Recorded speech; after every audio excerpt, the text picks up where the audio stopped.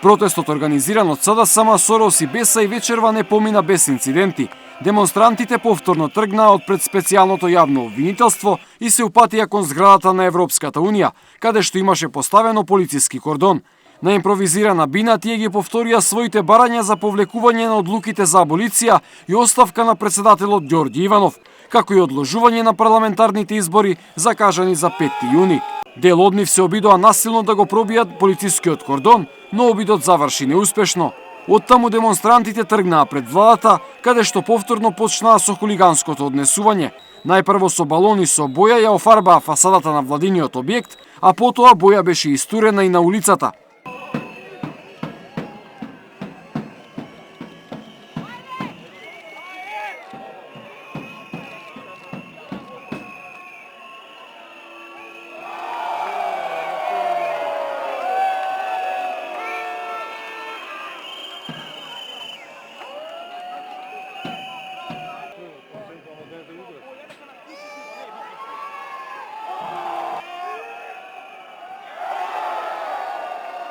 Во моментот кога заврши протестот пред владата, по булеварот Партизанска се движеа граѓаните кои беа дел од собирот на граѓанското движење за одбрана на Македонија, но полициското обезбедување поставено на раскрсницата пред соборниот храм Свети Климент Охридски не дозволи да дојде до судири.